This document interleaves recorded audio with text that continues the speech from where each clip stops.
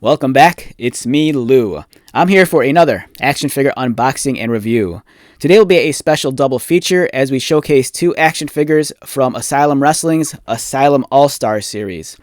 We have the Road Warriors, Road Warrior Animal and Road Warrior Hawk. Alright, so today is January 26, 2025. I bought this maybe like 3 months ago at one of the local collectible toy stores in my area. I want to say these action figures maybe came out originally 2 years ago. It was a while back. They belong to Series 1 from Asylum Wrestling. There was the Road Warriors, there was Norton and Bagwell, and there was also Earl Hebner. Fantastic looking action figures, and I'm excited to check these out. And I'm not sure if these are like completely like mint in sealed box or if these have already been opened before. Alright, so let's get started. First off, very unique package design. You kind of have this brick wall with the figures kind of like smashing through it. You have nice illustrations of Road Warrior Animal and also Hawk over here. On the side of the box, their name, Asylum All-Stars logo. And they kind of set up the back, so it kind of looks like the main event sheet. You know, if you go to an older wrestling card, you know, they always had the one sheet that had all the match listings, and it's kind of like recreated here. But Series 1 saw the Road Warriors, Vicious and Delicious, and Earl Hebner. And I don't know if Asylum Wrestling, if they're still producing action figures, or if they're just slow, or if they're completely folded. I don't know. But we're going to take these guys out. And the thing that I'm kind of wondering also is I don't know the production run on these figures. Like, I don't know if this is a really, really rare thing or if these were mass produced. Because I think they were made to order. Because they had a pre-order for these. So I don't know, you know, the actual production run. You know, for all I know, they might have produced anywhere between 500 to like 2,000 figures. I don't really know. Alright, so we have Animal over here. And let's take out Hawk.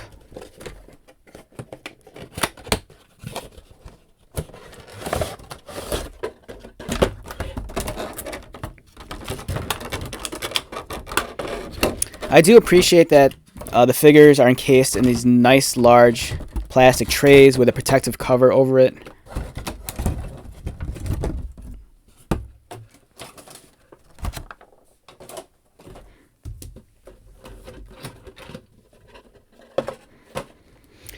Alright, so we have Hawk and Animal here.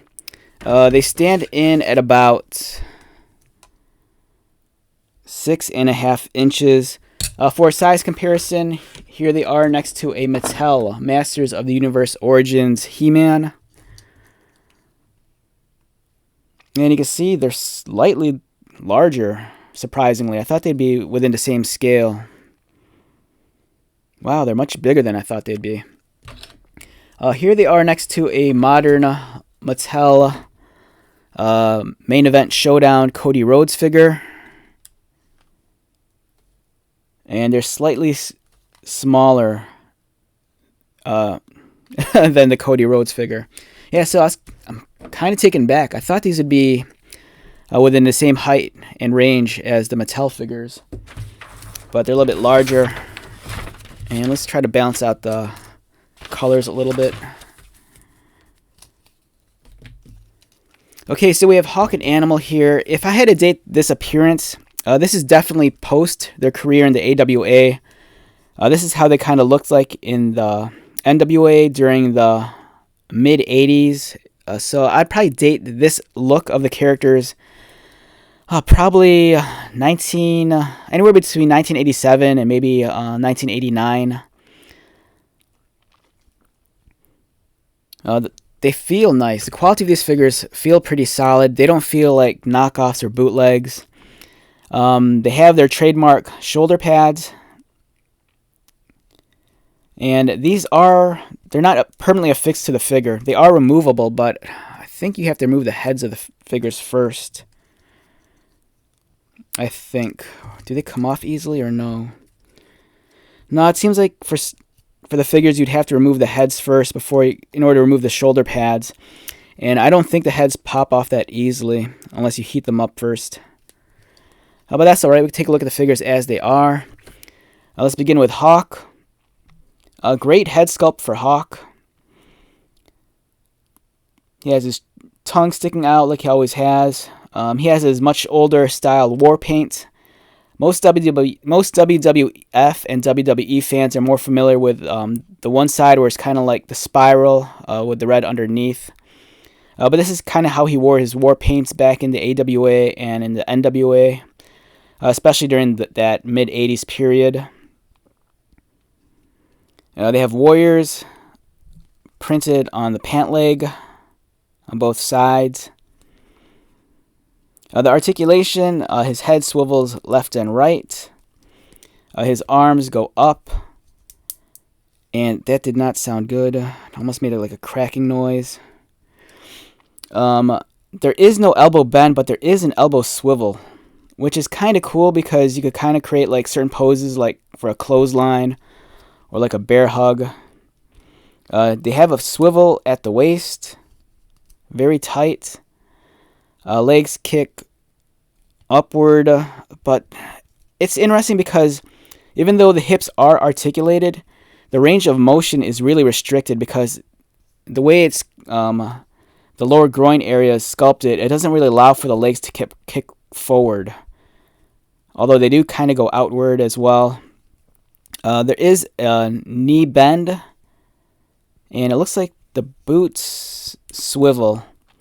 So even though they do have articulation, it doesn't feel like it's thought out all that well.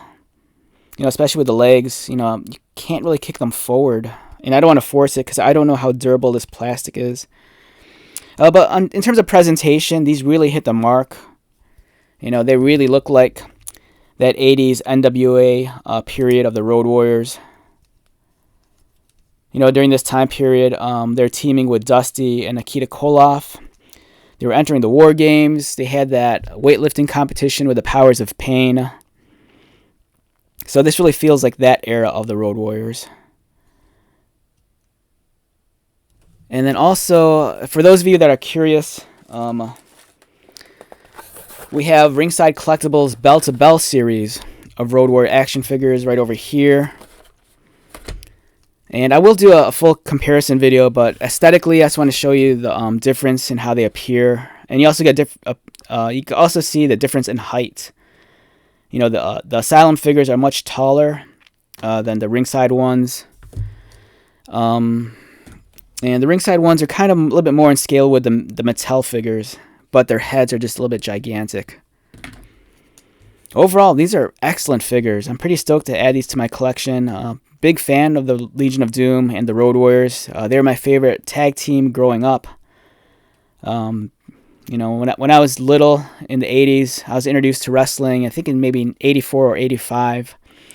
And I remember the first time I saw the Road Warriors, and they just I don't know, I was just floored. They were just amazing. But it's cool. I think it's a nice tribute to Hawk and Animal. But yeah, very interesting figures. If you could find these on a secondary market for a reasonable price, I'd say pull the trigger. Like I said, I don't know the production run on these figures. I don't know how limited they are. But if you're a hardcore Road Warriors fan, these look fantastic. They look awesome. I love these things a lot. And be on the lookout because I will do a full comparison video with these and also the Ringside figures. All right, so with that being said, let's wrap this one up. Once again, my name is Lou. If you're new to my channel, welcome. If you are a returning viewer or subscriber, thank you so much for your continued support. I greatly appreciate it. So until the next video, be safe, take care of yourself, buy lots of toys, and most importantly, be happy. And I'll see you at the next one. All right, later.